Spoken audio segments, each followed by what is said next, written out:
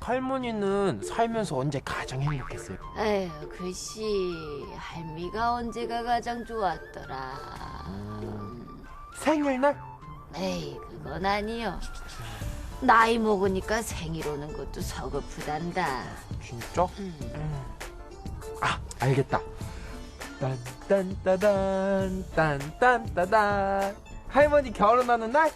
아이고, 빨래 나고 들어가야겠다. 에휴. 왜 할머니? 내 그날로 다시 돌아간다면 바로 들켜.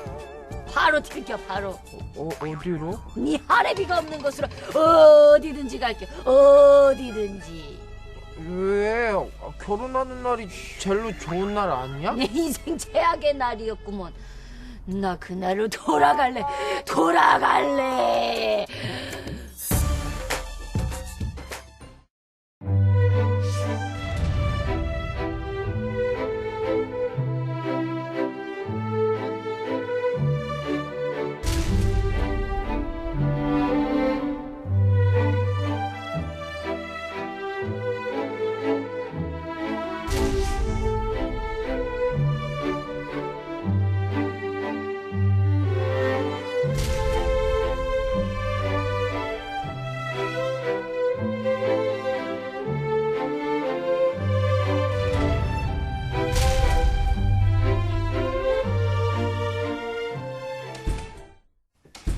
시간여행 강원, 오늘은 우리 선조들의 일생을 한번 돌아보려 합니다. 어떻게 살았는지, 그리고 또 일생 동안 꼭 거쳐야 될 통과 의례를 중심으로 우리가 오늘 한번 얘기를 해볼까 하는데요. 오늘 함께 얘기 나누실 분들 소개해드립니다.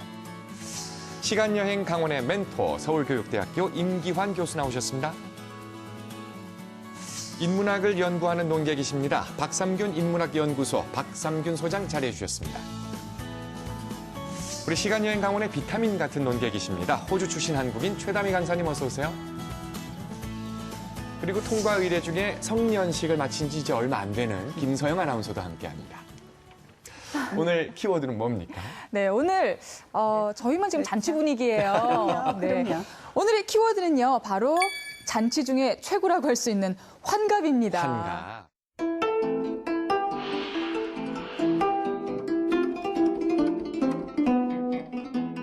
회갑이라고도 하고요, 주갑, 활력이라고도 하는데요. 나이가 61살 되는 그 생일을 네. 말하는 거잖아요. 그렇죠. 예전에는 이 환갑을 정말 중요하게 많이들 챙겼다고 제가 들었거든요. 이 환갑이 왜 중요한 건지 그 의미를 먼저 좀 설명을 그러게요. 해 주실까요? 네. 우리 선조들은 보통 그 천간과 지지로 이렇게 그 해를 표현했는데 네. 천간은 가불병정 무기경신 임계의 10가지고 지지는 자축인묘 진사오미 신유술의 12가지입니다. 예. 이 하늘을 뜻하는 천간과 땅의 변화를 의미하는 지지를 두 개를 조합을 해서 60개의 조합을 만들어서 60갑자를 만들고 네. 그것을 통해서 시간의 운행을 나타냈던 것으로 보입니다. 네. 그래서 뭐 중국이나 일본에서는 이런 것들을 거의 사용하지 않은 것으로 보이는데 우리나라만 유난히 어떤 역사적 사건이라든가 이런 데서 뭐 저 위로는 계유정난이니 갑자사화니 뭐 을미외변이니 하는 식으로 이렇게 60갑자를 이용해서 연기를 표기한 것을 보면 유난히 우리가 그쪽 60갑자 쪽에 민감한 민족이었던 것 같습니다. 그래서 갑자, 을축, 병인, 정묘 이렇게 나가다가 자기의 새로운 60년이 한 바퀴 돌고 새로운 갑이 시작되는 때를 아마 축하하고 뭐 단명하던 시대에 60년을 살았다는 것은 아마 모두가 축복해야 했던 그런 잔치를 베풀 만한 그런 기회가 되지 않았나 그런 생각을 합니다. 그렇죠. 예, 그러니까 예. 환갑이죠. 네, 예. 환갑 잔치를 요즘은 그렇게 예전만큼 많이 보진 못해요. 요즘 뭐 잔치를 이렇게 크게 벌이지 않고 부모님들이 여행을 다녀오신다든가 아니면 가족끼리 그렇죠. 이렇게 모여서 그렇죠. 식사하는 것으로 대체하는 여행. 경우들이 많은데요. 예전에는 정말 큰 잔치였지 않습니까? 그래서 저희 프로그램 제작진이 그런 자료 화면들을 찾아서 한번 구성을 해봤습니다. 함께 보시겠습니다.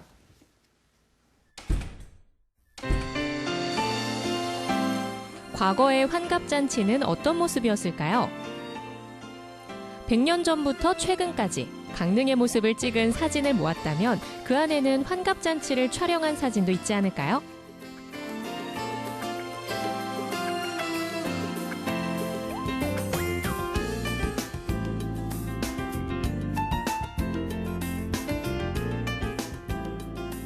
이 사진은 1970년대에 그 장현동 강릉 최씨 집안의 환갑잔치 사진입니다. 이 사진은 20년대 사진입니다. 1920년대 사진이 촬영된 건데요. 상들이 다 따로 차려져 있습니다. 이렇게. 이게 전형적인 우리의 그 환갑 사진, 환갑의 모습이죠. 그리고 요거는 조금 사진의 의미가 좀 다른 건데요. 1928년 지금 여러분들 잘 아는 선교장, 지금 주인의 조모 되시는 기계유 씨의 팔순잔치 사진입니다. 팔순인데, 그 인근에서 자기 집 논이라든가 아니면 그 인근에서 이제 소작, 농사 짓는 분들을 다 모아가지고 베푸는 거죠. 이분들이 올 때 뭘 주머니에 뭘 들고 왔느냐? 그거 없습니다. 다 자기 와요. 자기가 와서, 아이고, 그동안 장수하시고, 무병장수하셔서 정말 고맙다고 인사를 하고, 앞으로도 무병장수하시라고 기원하고 염원을 하는 거죠. 그러니까, 우리말에 결혼식은 아버지 손님이고, 환갑이나 장례는 자식 손님이다. 이렇게 얘기 않았습니까? 그래서 이제 지금은 이제 많이 그런 식으로 변해갔지만 예전에는 우리 집안, 그죠? 내가 우리 그 물타리, 그죠? 우리 이웃들에게 내가 이렇게 잘 살았고 또 그 여러분들이 날 도와줘서 우리가 이렇게 잘 살았다. 이걸 보여주기 위해서 여러분들 접대를 한다. 이런 의미를 갖고 있습니다. 그러니까 지금의 의미하고는 좀 다르죠. 음식을 높게 쌓은 잔치상과 장수를 기원하는 병풍도 보입니다. 이렇게 예전의 환갑은 주변의 많은 축하객과 함께하는 그야말로 마음을 사는 잔치였습니다. 일생 동안 치르는 큰 잔치, 환갑만이 아닙니다. 이 결혼식 사진인데요. 가마를 타고 신랑이 가마를 타고 가는 장면입니다. 근데 우리가 잘 좀 봐야 될 게 이 부분입니다. 찾으셨나요? 여러분들 눈썰미 있으신 분들은 요게 뭔가 하신 분도 있었을 거예요. 그죠? 강릉에 이제 그 결혼식 풍습 중에 아주 중요한 건 용떡이라 그래요, 이거. 용떡이라 그러는데 흰 가래떡 있지 않습니까? 가래떡을 이렇게 줄줄줄 말아가지고 머리 끝에다가 콩이나 대추로 눈을 받고 입을 만들어서 꽂아놔요. 근데 저쪽 남쪽으로 가면 가래떡으로 하는데 용은 뭐 여러분들 아시다시피 수신이죠. 그죠? 물의 신이고 그리고 또 그 상서로운 징조고 이 용떡이 이 강릉에서는 아주 빠지지 않는 재래상에서 신부가 시댁에 도착해 처음 밟는 건 소뚜껑. 부엌신에게 새 안주인이 왔음을 알리는 풍습이라고 합니다. 예전의 결혼식은 두 사람이 만나 가정을 이룬다는 의미보다 집안과 집안이 엮여 친척이 된다는 의미가 더 컸다고 해요. 이렇게 사진을 보며 예전 모습이 그리워지는 건 사진에도 담겨있는 돈독한 정 때문 아닐까요? 며칠씩 치렀다는 예전의 잔치, 다시 한번 경험해보고 싶네요.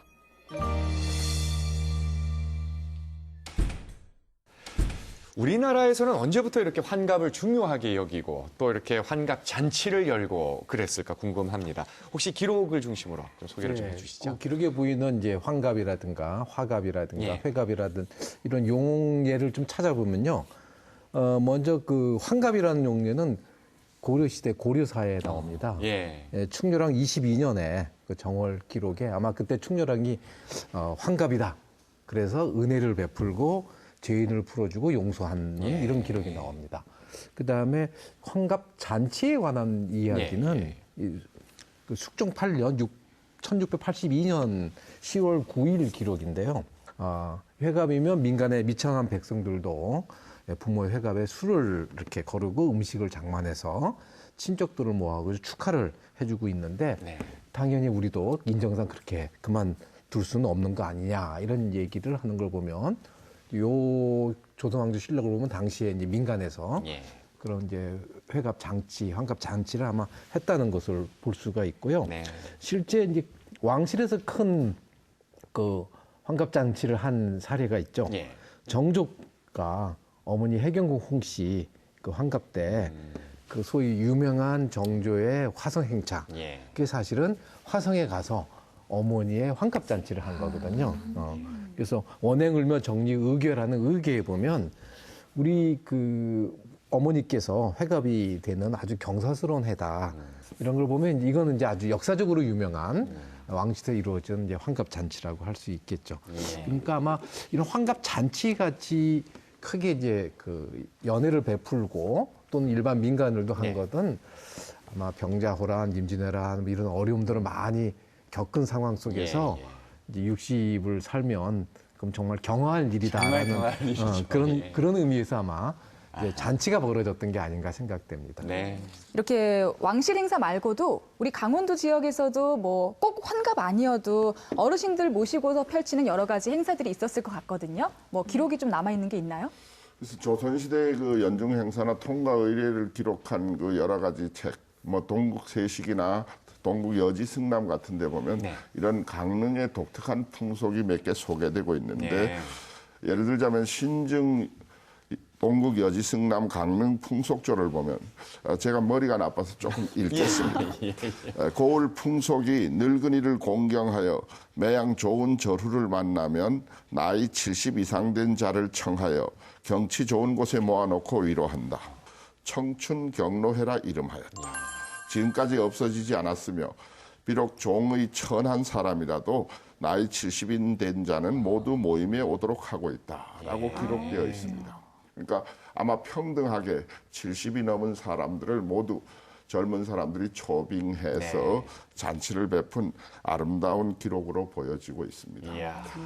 성현의 그 용제총화에 보면 강릉은 이상하게도 먹고 마시고 즐기는 풍속이 다른 지역에 비해 많이 있다라고 하고. 그건 뭐 오늘날에도 사실로 입증되고 있죠. 그 뒷면에 보면 그 원인을 보면 물산이 풍부하고 여러 가지 자연 환경이 좋아 그럴 수밖에 없었을 것이다. 뭐 그렇게 얘기를 하고 있는데 아마 이런 것이 강릉의 독특한 그런 문화와 관계되는 것 같습니다. 요즘에 또 그 교동 등지에서 이렇게 노인네들을 모셔서 청춘 경로회를 재건하고 있다고 듣고 있습니다. 근데 초빙 대상은 이제 93세 이상으로 대폭 상승해서 많이 늘었네요. 그 앞에서 재롱을 떨고 시중을 드는 사람들이 대개 환갑지경의 사람들이라고 세월이 그만큼 흘렀다는 얘기겠죠. 요즘 그 칠순잔치도 잘 안 하시는 분들이 계시더라고요. 없어졌습니다. 팔순쯤 돼야 이제 그나마. 이제 조금씩 자식들이 움직이기 시작. 팔순쯤 돼야 자식들. 팔순잔치. 네, 예순이면 청춘이잖아요. 그럼요. 네, 인생은 60부터라는데. 특히 고령화 비율이 높은 시골 마을에는 제일 막내 이장님 이 환갑이 넘으신 분이 청년 회장입니다. 그러니까 청년 회장. 회장. 이 현실입니다. 그렇죠. 그러니까 지금의 40대가 옛날 40대랑 비교하면 다르듯이 그럼요. 지금의 5, 60대도 마찬가지라는 거예요. 그럼요. 오래 살면 이제 60일 하나의 이제 환갑 잔치는 돌잔치처럼 시작해요.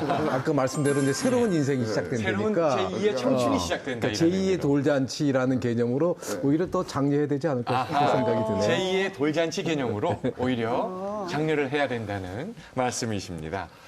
오늘 시간여행 강원, 우리 인생에서 겪게 될 조상님들의 이 통과 의례를 한번 얘기를 해보고 있는데요.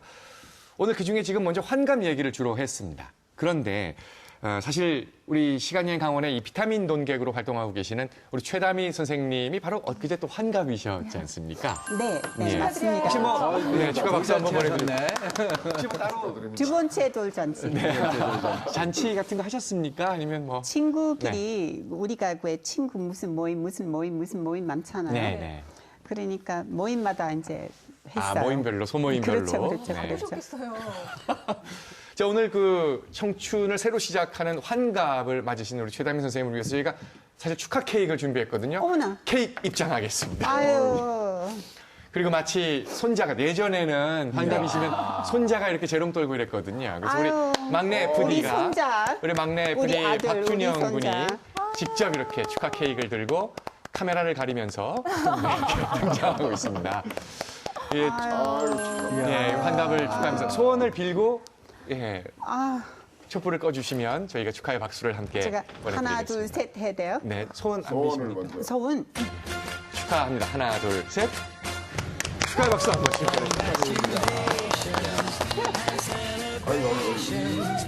자, 음악이 지금 달리고 있습니다. 근데 둘이 또 카메라 잠깐 보세요. 닮았어요 또. 진짜 아들과 엄마 같아요.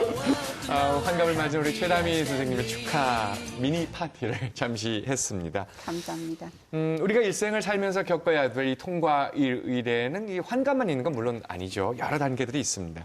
그중에 또 하나 중요한 게 결혼이죠. 이 혼인도 중요한 우리 조상님들의 통과 의례 중에 하나였습니다. 이 혼인에 관한 저희가 가상 재현 드라마를 준비했거든요. 잠시 함께 보시겠습니다.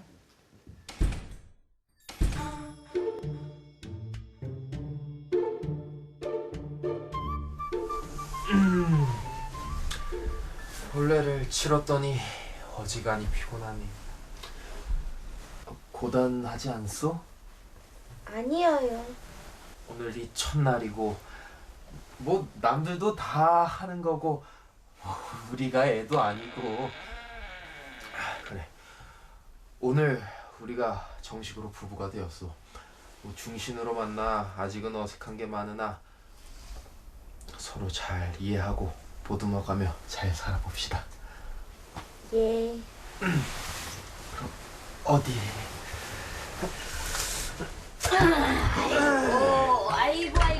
아이고. 내가 깜빡 한 말 있어서 그러는데, 이미 들어왔는데, 나 앉아도 되지? 응, 자리 좀 비켜고. 자리 좀. 아이고. 뭐 별건 아니고, 내 꼭 너희들에게 해줘야 하는 얘기가 있어서, 부부간에 지켜야 할 도리가 있는 건 아니. 저기 어머니. 그러니까 그게 아마 부부유별이라 하지. 남편은 남편의 본분이, 또 아내는 아내의 본분을 지키라는 뜻인 건 뭐 니들도 알 거다, 그지? 저기 어머니. 왜 그걸 지금 이 밤 이 시간에? 왜야? 이 언니가 얘기를 하고. 예, 부부 유별. 예, 그거요. 예. 그래, 잘 지키면 된다. 이 언니는 아무것도 바라는 게 없어. 아무것도 바라는 것이 없다, 얘야. 그래. 뭘 했는지 모르겠지만, 아이고, 어서들 하던 거 마저 하고, 나 신경 쓰지 말고, 어여들 해, 어여들.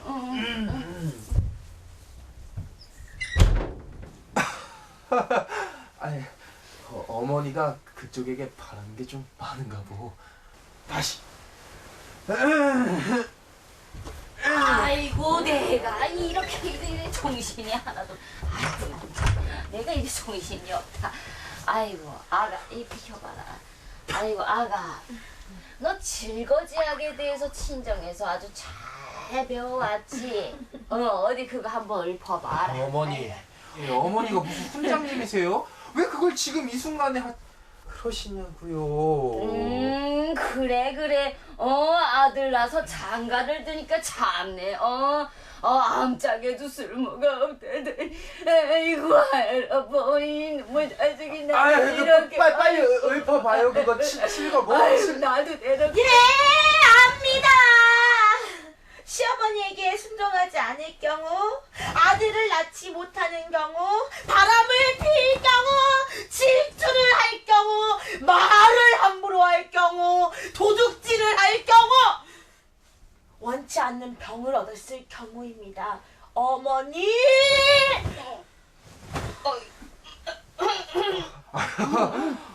우리 색시가 다 알고 있네요, 어머니. 그래, 뭐 다 알고는 있구나. 아이고, 근데 다 아는 게 뭐 다가 아니지. 실천을 해야지, 실천을. 어머니, 여부가 있겠습니까? 어머니, 근데 날 새겠어요. 아이고, 지금 가려고 했어, 임마. 가고 있어. 아이고, 참, 뭐야, 뻥해도 된다고, 참. 가세요, 어머니. 아니, 근데 짠이네. 내가 또 질거지약만 알려주면 못된 시어머니라고 할까봐 내가. 혹시 너 그거 아니? 삼불거. 몸 붉어요? 삼불거. 예! 압니다, 어머니. 알아요. 칠거지약을 저질렀을 경우라 해도 시부모의 3년상을 치렀을 경우, 또 혼인 당시에 가난하고 천한 신분에 있었으나 후에 덕을 많이 쌓아 부를 많이 취득한 경우 이혼 후에 아내가 친정으로 돌아갈 경우가 없으면 아내를 돌려보내면 안 된다는 경우입니다. 어머니. 아이고 누나나 깜짝 안 하고 시험이야. 똑바로 뭐 얘기하는 거 봐라. 아이고 무서워라. 어머니 그렇게 보시면 안 되죠. 아이고 어머니 날이 이렇게 밝아오는 것 같아요. 날 샜네. 날 샜어. 날 샜다!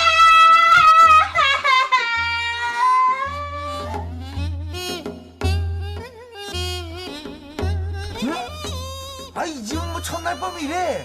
아이 첫날 밤이라고 하면은 뭐 아이 요래가지고 막 이래 이래야지 뭐 토론만 하고 맨날 난리 난다. 아이 매는 없다 매는 없어. 에이 눈 매렸네 눈 매렸어. 에이.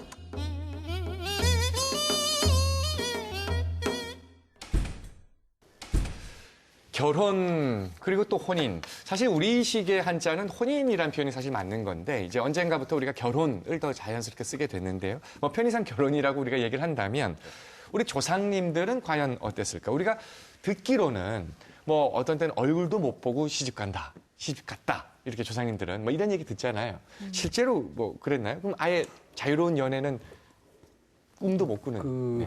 뭐 자유로운 연애들을 금한다고 해서 금해지는 건 아니죠. 그렇죠. 그러니까 이제 젊은 뭐 청춘들이 이제 연애를 할 수는 있는데 네. 특히 고대 같은 경우에는 그런 연애라 그럴까 자유연애에 가까운 그런 이제 사례들이 좀 있습니다. 맞아요. 우리가 아는 설화줄 또는 그런 사례들이 좀 역사에도 있죠. 있네요. 그 유명한 이제 김유신의 아버지하고 어머니, 그 김서연하고 이제 만명 부인이 만날 때도 이게 그냥 길에서 만나가지고 서로 이제 반한 거죠. 그 만명 부인의 아버지 스쿨종이 이게 신라 왕실 집안이기 때문에 이 결혼을 반대를 합니다.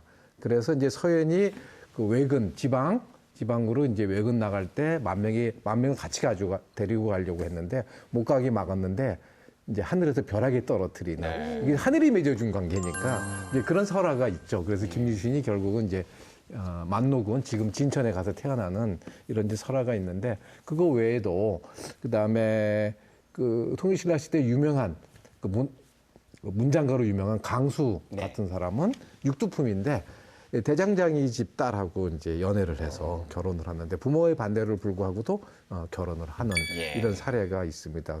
자유결혼이라고 하는 게 이제 올라갈수록 개방적인 사회니까 좀 있지만 그래도 원칙적으로는 이제 가문들끼리 결혼한다는 점에서는 아무래도 중매 결혼이 일반적이지 않았을까 생각합니다. 근데 진짜 연애를 다들 해보셨잖아요, 과거에. 그 연애의 즐거움이라는 게 또 있는 법인데 연애도 이거 제대로 못하고서 그냥 신랑 신부 얼굴도 모르고 결혼하기도 하고 뭐 집안이 정해주니까 나는 마음에 안 드는데 억지로 시집 가야 되고 또 여자는 시댁 들어가서 시댁일 다 하고 출가 외인이라고 막 친정 가지도 못하게 하고 그러면 너무 서글플 것 같은 거예요. 아니, 너무 그 결혼 생활을 그렇게 비관적으로 보지 마. 아니에요? 아니, 결혼 안 하신 분이 이렇게. 실제로 우리 역사를 보면 여자가 남자 집에 가서 산 것은 오히려 더 짧은 기간이 아닌가 싶습니다. 딸이 귀해서 오히려 사이를 불러들여서 남기 여가혼이라고 부르는 이러한 식의 결혼 풍습이 오랫동안 계속된 것으로 보입니다. 장가 든다는 게 바로 그렇죠. 시집을 가야 되는데 장가를 들었던 것이죠. 그래서 조선조 기록을 보면 여러 가지 그 조정이나 이런 데서 굉장히 풍속을 권장하고 친형제라고 부르는 그 여자가 시집 가서 사는 제도를 권장하고 뭐 여러 가지로 했으나 말을 안 들었던 것 같아요. 오히려. 그래서 뭐 명종 때의 기록을 보면 반친형제처럼 해서 그러면 여자 집에 가서 혼인하고 3일만 있다가 와라 이런 제도를 했는데 그것도 시행이 잘 안 됐던 것으로 보여집니다. 그러다가 뭐 임진왜란이라든가 병자호란 같은 걸 겪으면서 남자들이 전쟁에 참가하고 그나마 남은 자식은 또 뭐라 그래야 되나 사돈댁에 보내야 되니까 아들 가진 사람만 너무 억울하다 뭐 이런 그 얘기들이 돌면서 차츰 이제 시집 가는 풍속이 생기지 않았나 싶습니다. 예. 그러면서 일제시대 이후 완벽하게 시집 가게 되었는데 근래 들어서 맞벌이 부부들이 이렇게 육아 문제에 부딪히면서 아마 시어머니보다는 친정어머니가 편하고 그러니까 애를 친정어머니한테 맡기는 그런 하다 보니까 요즘은 대부분 친정 부근에 가서 살림을 차리는 경우가 많습니다. 예. 제 아들도 예외가 아닙니다. 예. 유럽의 결혼 풍습은 어땠을까요? 중세기 때는 영주 허락 없이 결혼 못했어요. 아, 그래요? 서민들이. 귀족들이 왕가는 항상 계획 결혼했죠. 항상 조건을 보고 결혼했어요. 네. 그리고 왕조는 20세기까지 자유롭게 결혼 못했죠. 20세기까지. 그런데 한 가지는 우리 한국하고 다른 거는 네. 그 시집 갔는데 시아버지 들어가시자마자 우리 남편이 그 호주가 되는 거잖아요. 예. 그럼 시어머니가 저 아래에 있어요. 예? 예. 시어머니가 저 아래에 있어요.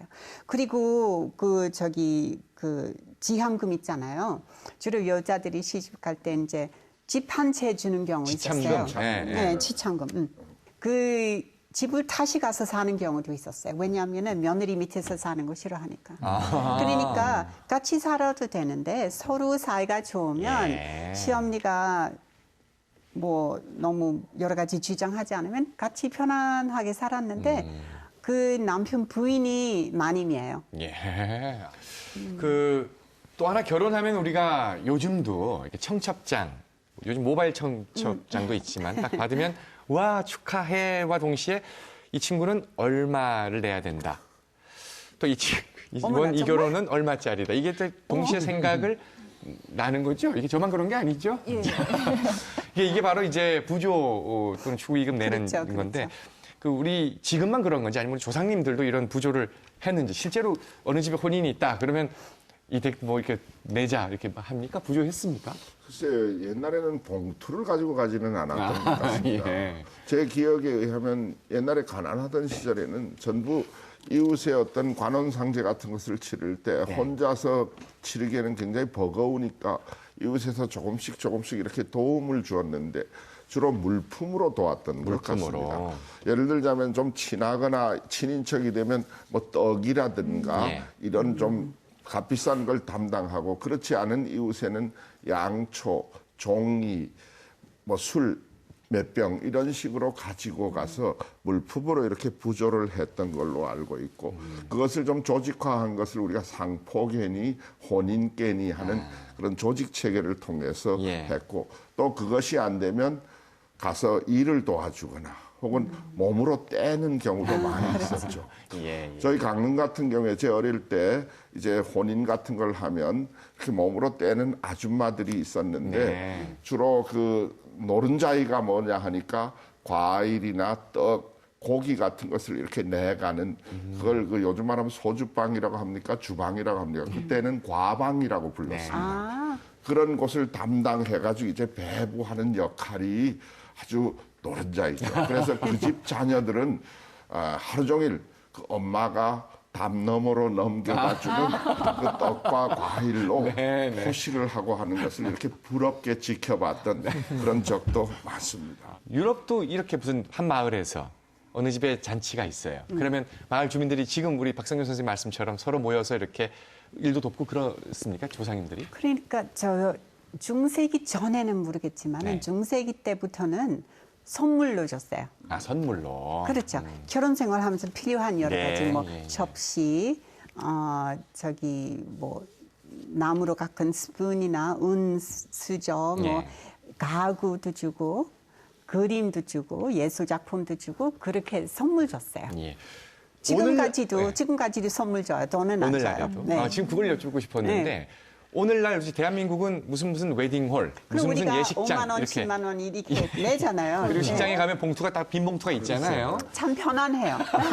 왜냐하면은 우리가 서양식 결혼식 가면 이 사람들 취향이 뭔지 뭘 필요한지 알 수가 없어요. 그런 얘기 있어요. 우리 어릴 때 이제 언니 친구가 결혼했는데 필요 없는 그 토스터 기계 있잖아요. 10개 들어갔어요. 그러니까 그게 참 쉽진 않아요. 어쩌면 한국의 돈으로 하는 풍습이 더 훨씬 효율적일 수 편하네요. 있다. 아까 말씀하셨잖아요. 문자로 온다고 뭘 줘야 되냐. 그러면은 서양에서는 요즘 그런 거 있다. 그 초대장하고 같이 네. 뭘 필요하는지 미리 알려줘요. 그리고 무슨 가게 가서 구입하십시오. 이 결혼에 관한 얘기 또 해봤습니다. 이번엔 우리 선조들의 일생 중에서 조금 더 어린 시절, 젊은 시절로 한번 가보겠습니다. 바로 돌잔치와 또 성년식은, 성년의례는 어땠는지 저희 프로그램 제작진이 준비한 자료 화면을 함께 보시고 또 얘기 나누겠습니다. 조용하던 향교가 많은 사람들로 붐빕니다. 만 20세가 된 청소년들이 성인으로 인정받는 행사, 성년식이 치러지기 때문이죠. 요즘 우리나라에선 5월 셋째 월요일을 성년의 날로 지정해 성인이 된 청소년들을 축하해주고 있는데요. 예전엔 남자는 관례, 여자는 계례라고 해서 집안마다 상투를 틀고 쪽을 지어 비녀를 꽂아주는 행사를 치렀다고 합니다. 인생사에서 우리 뭐 보통 통과의례 이러면 관혼상제 그러거든요. 관이 제일 먼저 들어갑니다. 왜냐하면 아까 말씀드렸죠. 태어날 땐 그랬지만 관이라는 것은 이제 관을 쓴다는 뜻이거든요. 관을 쓴다는 거면 성인을 의미합니다. 보통 15에서 20살 사이에 우리가 성인식을 했는데요. 그럼 이제 제일 먼저 하는 게 상투를 트는 겁니다. 상투를 튼다는 의미는 성인이니까 장가 갈 수가 있다. 상투를 틀고 난 후엔 가래라고 해서 세 차례에 걸쳐 옷을 갈아입혀줬는데요. 아이의 옷을 벗고 예법에 맞는 어른의 옷을 입는 거죠. 그 후 남자에겐 술을, 여자에겐 차를 한 잔 줬다고 합니다. 하지만 일제강점기가 되며 성년식 전통은 사라져버리고 맙니다. 지금이야 이게 없어졌어요. 근데 없어진 이유가 뭐냐면은 첫 번째가 이제 일제강점기 때 제일 먼저 한 게 뭐예요? 단발이죠. 머리카락에 상투 틀 일이 없어졌어요. 그래서 우리 풍습 중에서 가장 먼저 없어진 게 이 성인식 관례입니다. 성인이 되는 의식, 관례. 요즘은 언제 하는지 모르는 사람도 많지만 우리나라 성년식의 역사는 상당히 오래됐습니다.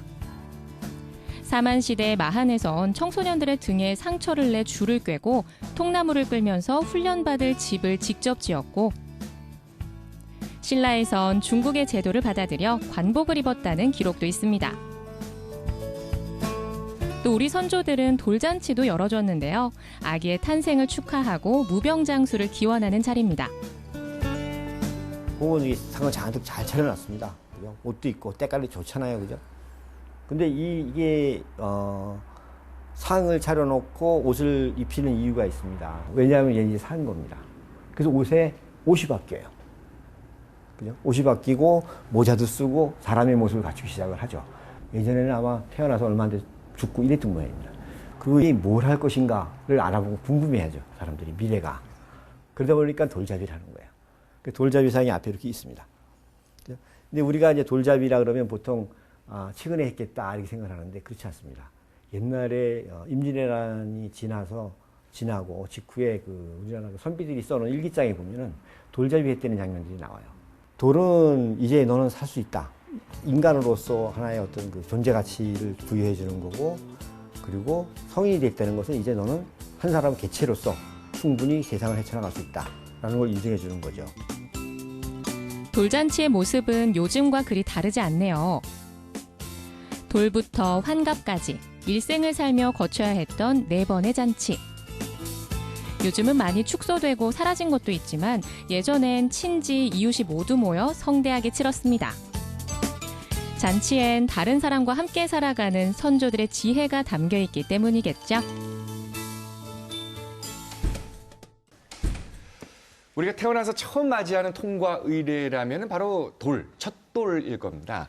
이 첫돌, 돌을 80년대까지는 도에다가 리을 시옷을 써서 받침을 이걸 이렇게 읽어야 되나? 똑 이렇게 어떻게 발음했어? 근데 이게 지금은 이제 그냥 리을 받침으로 바뀌었단 말이에요. 이 돌의 의미, 특히 첫돌의 의미 중요한 거죠. 글쎄 제 나이 또래만 해도 네. 호적에 실제 나이가 기록된 사람이 거의 없습니다. 맞아요, 그래서 맞아요. 네. 실제로 뭐 60이 정년이라 하면 실제 나이는 63세인데 이제 60이라고 퇴직하고 이런 경우가 많이 있습니다. 네. 이건 제 아마도 유아 사망률이 워낙 높아서 옛날 그 우리 어머니들 표현을 빌리면 생전에 열을 낳아가지고 5을 잃고 5을 건졌다. 뭐 그런 식으로 표현하는데 거의 반 정도의 아이들이 뭐 잘 알다시피 마마, 호환, 전쟁, 가난, 질병 이런 것 때문에 아마 유아기에 사망을 해서 첫 또를 넘긴 자체가 맞죠. 굉장히 그 신기하고도 하고 정말 이젠 내 자식이 되었다라는 안도감도 들었으리라고 생각합니다. 그래서 그 잔치를 하면서 이 아이의 미래가 어떻게 될 것이냐 해가지고 여러 가지 상을 봐놓고 이 돌잔치의 핵심은 돌잡이 아닙니까?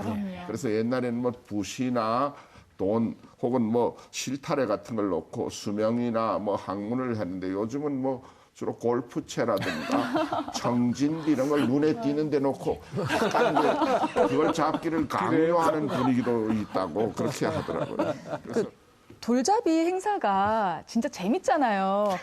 그렇게 네, 이거 맞아. 부모가 원하는 거를 애한테 강요하는 요즘도 그렇다고 연필이라든가 하시는데 뭐.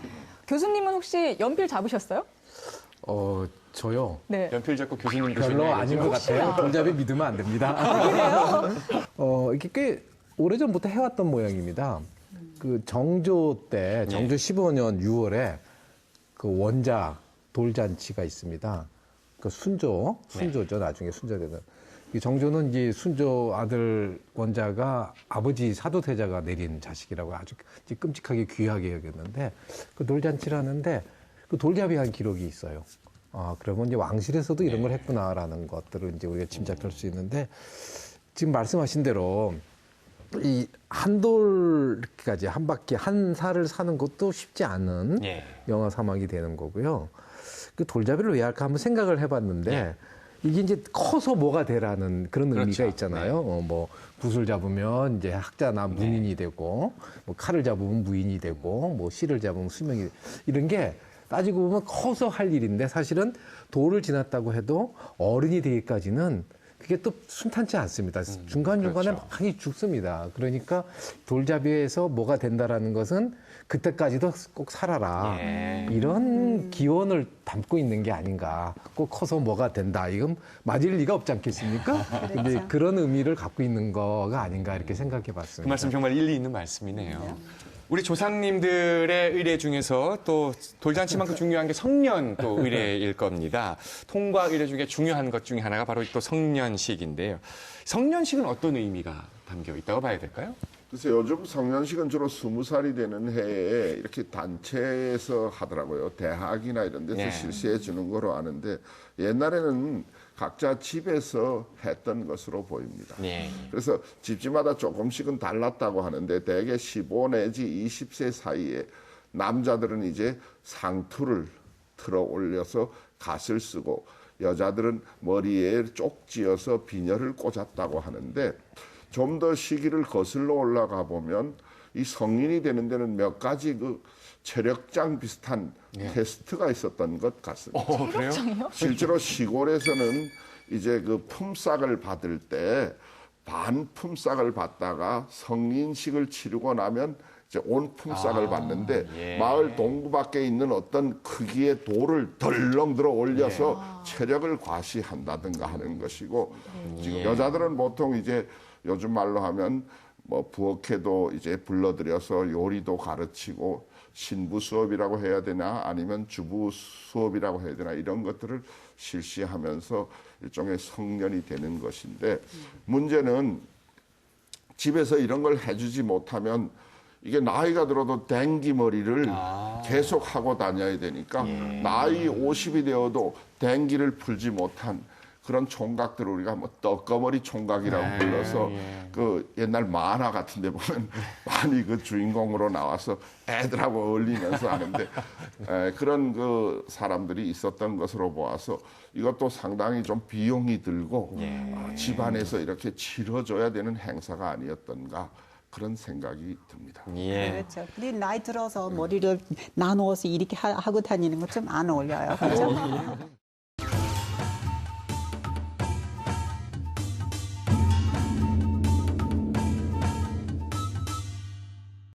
시간여행 강원의 마지막 코너 역사가정 역사스토리 이프 시간입니다. 오늘 통과 이래 얘기를 했는데요. 지금 이 통과 이래를 이미 지난 분도 이 자리에 계시고 이제 곧 다가오는 분도 계시고 바로 엊그제 지낸 분도 계십니다. 바로 환갑입니다. 만약에 내가 오늘 환갑이다 생각한다면 우리 김서영 아나운서는 무슨 일을 해보고 싶으십니까? 오늘 환갑날. 뭐 동네 잔치 크게 벌여서 뭐 이웃들에게 떡도 나눠주고 단백질 공급을 풍성하게 해드리면 좋겠지만 저는 앞으로의 계획이에요. 네. 오늘 생각을 해봤는데 매년 생일마다 그 하루를 딱 대표할 수 있는 사진을 찍을 거예요. 그래서 환갑날 네. 저희 집에 매일매일 저의 앞으로 이 30대부터 생일마다의 사진을 전시를 딱 해놓고서 뭐 가족들끼리 감상하면서 얘기하는 것도 좋고 예. 뭐 혼자 감상해도 좋을 것 같고요. 어쨌든 하루하루를 기록을 꼭 남겨놓고 싶어요. 매년 환갑 때. 생일에 네. 김서영 아나운서 스스로의 모습을 담은 사진을 기록해서 그렇죠. 환갑날 그 3, 40년의 역사를 한번 쭉 이렇게. 네, 예. 돌이켜보고 싶어요. 예. 최다민 선생님은 오늘의 이 역사 가정이 아니고 이게 지금 현실입니다. 바로 엊그제 환갑을 지내신 최다민 선생님은 환갑날 뭘 하고 싶으셨어요? 사실은? 현실이죠. 네, 현실입니다. 그럼 우리 주차장에 그 주차해놓은 그 타임머신 있잖아요. 제가 예. 빌려도 돼요? 예, 마음껏 쓰십시오. 감사합니다. 네. 잠깐 한 이틀 정도. 네네. 제가 그 과거로 들어가서 옛날 강릉으로 돌아가서 네. 신사임당 만나서 네. 어떻게 설득해서 그 어떻게 보면 좀 구속될 것 같아. 그치? 제가 갑자기 나타나면. 근데 만나서 그림 하나 하고 예.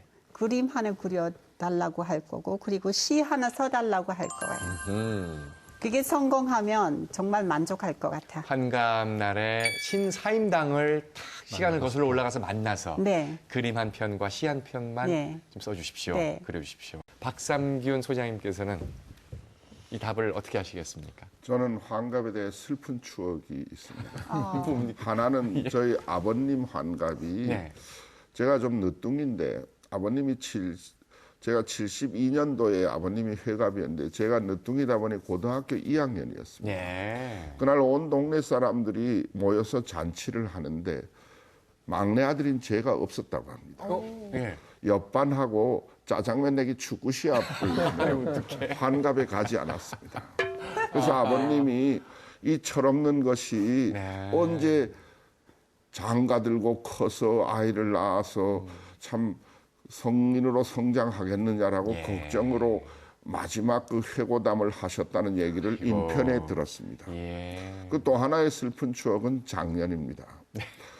제가 환갑을 맞이해서 뭔가 주위 친지분들에게 조금 음식이라도 나누면서 네. 좀 행사를 가져야 될 것이 아니냐 했더니까 아내와 자식이 일제히 눈을 동그랗게 뜨면서 아니 요즘도 환갑을 한단 말입니다. 어머. 지나간 환갑이지만은 지금 최다미 강사님께서 이렇게 남이라도 저렇게 축하를 받았는데 저는 정말 작년 환갑에 애로웠습니다. 다시 환갑이 저도 된다면 슬퍼졌어요. 지금 뭐 얘기 가출을 해서라도 뭐 여행이라도 울지 마요. 가고 싶어요. 울지 마세요. 울 것 같아. 이제 곧 회갑을 맞이하게 되시는 칠순 잔치 임규환 멋있게 교수님은 하세요. 지금 이 말씀을 듣고 이제 회갑 잔치 때 어떻게 하실지 오늘의 아주 그 역사 가정 질문이 아주 딱 어울리는 질문 같습니다. 아니 사실 저는 좀 답을 이제 준비를 했었냐면요. 예. 오늘이 환갑이라면 네. 환갑 잔치를 거창하게 하겠다라고 생각해요. 예. 적어도 그 해경공 홍 씨가 정조가 예. 화성 행차에서 했던 뭐 그 정도까지는 아닐지라도 네. 가능한 제가 할 수 있는 만큼 크게 해서 나눌 건 나누고 네. 뭐 이렇게 드릴 수 있는 건 드리고 뭐 이렇게 하여간 큰 잔치를 하겠다 생각을 했는데요. 왜냐하면 지금 선생님께서도 말씀하셨다시피 요새는 나이가 오래 사는데 그 뭐 60 살았다고 뭐 하냐 이렇게 하면서 이제 그거를 넘어가는데 저는 사실은 60까지 이렇게 잘 살고 예. 건강하게 잘 살고 이거는 정말 누구나가 다 축하해주고 또 격려해주고 그렇게 해줘야 될 거라고 생각을 예, 합니다. 예. 그래서 앞으로 뭐 얼마나 사느냐의 문제가 아니라 그동안 살아왔던 60년 네. 이것들은 다 함께 서로 기리고 축하해주고 네. 그 보듬어주고 그래서 더 그걸 힘으로 더 이제 다음 또 두 번째 돌이라고 아까 말씀드렸는데 그렇게 살아갈 수 있게 해주는 그래서 저는 저로부터도 다시 네. 환갑잔치를 부활하는 쪽으로 시작을 해보겠습니다. 근데 남들이 격조해 주느냐. 박정규 선생님. 그때 가서 저도 또 쓸쓸하게 혼자 가출을 해야 될지 모르겠습니다. 참 중요한 점입니다. 근데 정말 의미 있는 말씀이네요. 이 프로그램이 방송이 되면 우리 박상균 소장님도 다시 한번 추진을 한번 해보시기 바랍니다. 이렇게 의미 있는 환갑은 부활이 돼야 됩니다. 우리 조상님들의 통과 의례를 살펴봤는데요. 중요한 것은 나만의 잔치가 아니고 또 우리 가족만의 잔치가 아니고 함께 더불어 사는 이웃들과 함께 나눴던 마음을 나눴던 그런 통과 의례들이라는 생각을 한번 해본다면 지금 오늘 우리가 얘기했던 것처럼 오늘날 우리 사회에 오히려 통과 의례의 각 흔적들은 더 다시 한번 또렷이 부활해야 되지 않을까 이런 생각도 한번 해보게 되네요. 오늘 시간여행 강원 여기까지입니다. 고맙습니다.